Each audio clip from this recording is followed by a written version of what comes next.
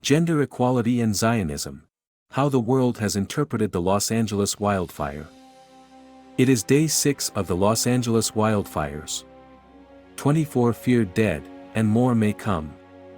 It could be the worst natural disaster in U.S. history, and there's likely to be a lot more, California Governor Gavin Newsom told NBC, as intensifying winds threaten to reverse efforts to contain the blazes. So far, 3 major fires, the Eaton, Hearst, and Palisades, have scorched over 40,000 acres combined. California is no stranger to wildfires. In terms of acreage, the ongoing Los Angeles fires have not yet surpassed some of the state's previous infernos. However, what sets this disaster apart is the number of structures affected so far. The Camp Fire of November 2018 in Butte County, California's deadliest wildfire on record, burnt 153,336 acres, claimed 85 lives, and destroyed 18,804 structures. By comparison, the Los Angeles fires have already leveled 12,300 structures and could surpass the Camp Fire as the most destructive wildfire, structure-wise, in California's history. Considering Los Angeles being the heartbeat of California, the wealthiest state in the U.S., has raised questions about the wildfires vis-a-vis management. Both the city and state appear ill-prepared to contain the crisis, and this, as expected, has drawn sharp criticism and interpretations from many quarters. But why? Public opinion is divided into 2 sharply contrasting views. Each is rooted in differing worldviews, spiritual and material. On the one side, conservative critics point fingers at the liberal government's diversity programs. They claim they have weakened both the structure and financial capacity of the Los Angeles Fire Department. On the other hand, many Muslims around the world interpret the fires as a form of divine retribution linked to the ongoing conflict in Gaza. One need not necessarily agree with either of these perspectives. Indeed, they may seem absurd to many.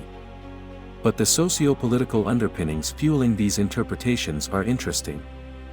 At the very least, valuable lessons can be drawn from them. Gender equality and efficiency. As in many sectors, liberal administrations in the U.S. have pushed for diversification in areas traditionally dominated by men, and firefighting is no exception. When former Mayor Eric Garcetti took office in 2013, he set a goal to increase the percentage of women in the Los Angeles Fire Department, LAFD, from 2.9% to 5% by 2020. Although this figure still stands at just 3.5%, the department has produced its first female and lesbian head, Kristen Crowley, the woman in the middle of the present crisis. As if diversity propaganda were not enough, in June 2023, NPR ran a headline reading, "Firefighting is mostly white and male." A California program aims to change that. Based on these, conservatives continue to argue that initiatives like these might have undermined the system's effectiveness as they prioritize diversity over efficiency. Proponents of gender diversity in the fire service often invoke the old mantra, "What a man can do, a woman can do," but recent videos circulating online have cast doubt on such claims. The most controversial moment came when Deputy Chief Christine Larson, who heads the Equity and Human Resources Bureau, responded to accusations that female firefighters lacked the strength to carry a man out of a burning building. "He got himself in the wrong place if I have to carry him out of a fire," she said. Meanwhile, last year, the LAFD faced a budget cut of $17.6 million. While that amount may seem modest, roughly 2% of the total budget, it's noteworthy that a significant portion, around $1 to $2 million, was reportedly allocated to diversity, equity, and inclusion policies. Zionism and divine justice. Talking about budget, it's no secret that foreign aid accounts for roughly 1% of the U.S. federal budget. The chief beneficiary of U.S. military aid is Israel, has an EU guaranteeing $3.8 billion annually. However, since October 7, the U.S. has sent no less than $17.9 billion to Israel to support its genocide. Remarkably, A July 2024 report on CARE California's website points out that California alone contributes $609,845,124 annually, more than any other state in the nation. Among the cities in California, Los Angeles tops the list, contributing $50,666,583 in federal taxes to arm Israel. Whatever you sow, you reap. The situation took on a dramatic tone when Hollywood actor James Woods, who had previously celebrated the Gaza genocide on his X page, appeared on CNN, crying live over the loss of his multi-million-dollar home to the flames. Interestingly, he is just one of many celebrities, those who have openly supported Israel or remained silent, who have lost their homes in the fires.